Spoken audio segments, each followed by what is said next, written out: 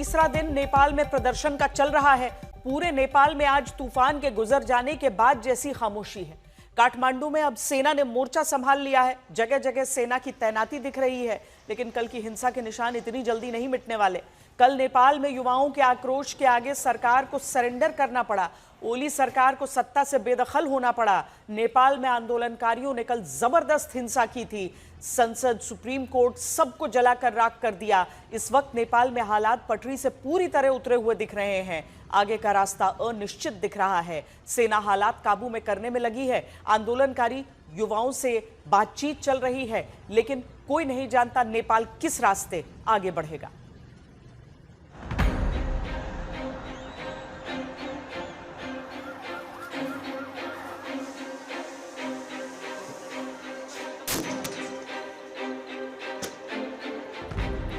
जहां से चलता है देश, उस संसद में आग। जहां से चलती है सरकार, उस सिंह दरबार में आग।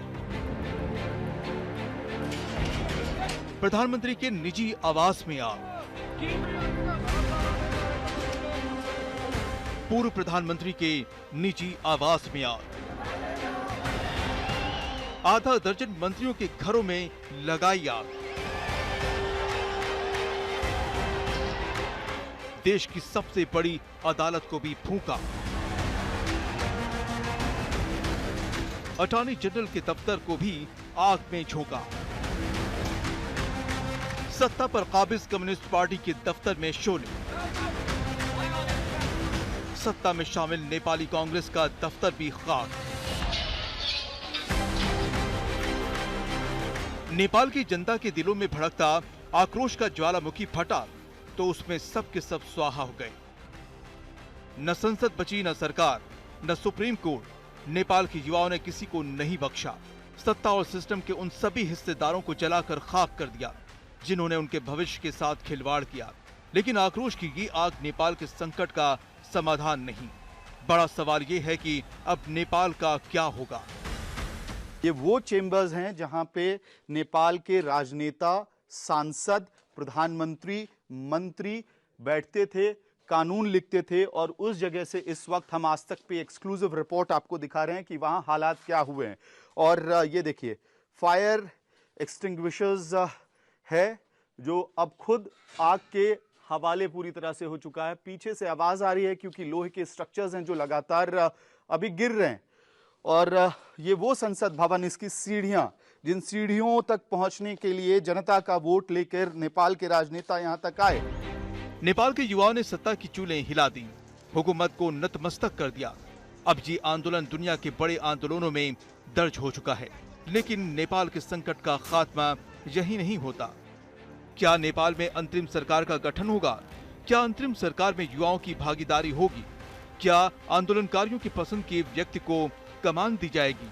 क्या हालात का हवाला देकर सेना बागडोर संभालेगी? और क्या किसी गैर राजनीतिक व्यक्ति को चुनाव होने तक कुर्सी थमाई जाएगी? जब हालात अराजकता और अनिश्चितता से भरा हो तो कुछ भी कहना मुश्किल होता है। नेपाल में इस वक्त यही हो रहा है। दो चेहरों की जबरदस्त चर्चा है। पहले दावेदार हैं बालिन शाह, जो कि 2022 में काठमांडू के 15वें मेयर बने। निर्दलीय प्रत्याशी के तौर पर जीतकर उन्होंने इतिहास बनाया। काठमांडू की सड़कों, फुटपाथ की साफ सफाई, निजी स्कूलों पर नकेल के चलते वो लोकप्रिय हो गए। बालिन शाह की बेदाग छवि और भ्रष्टाचार के प्रति जीरो टॉलरेंस की नीति नौजवानों को बहुत पसंद आती है। टाइम मैगजीन ने 100 उभरते नेताओं की सूची में उन्हें शामिल किया। शीर्ष 100 शख्सियतों की सूची में शामिल किया था। बालिन शाह आंदोलन में शामिल नहीं हुए, लेकिन युवाओं के वो चहेते हैं। आंदोलनकारी उन्हें देश की कमान सौंपने को कह रहे हैं। और जिस एक और चेहरे पर निगाहें हैं, वो हैं नेपाल के पूर्व गृह मंत्री रवि लामिछाने। लामिछाने राष्ट्रीय स्वतंत्र पार्टी आरएसपी के प्रमुख हैं। 3 साल पहले यानी 2022 में उन्होंने अपनी पार्टी बनाई। लामिछाने की पार्टी ने इस आंदोलन का खुलकर समर्थन किया। उनकी पार्टी के 21 सांसदों ने एक साथ इस्तीफा देकर ओली पर इस्तीफे का दबाव बनाया।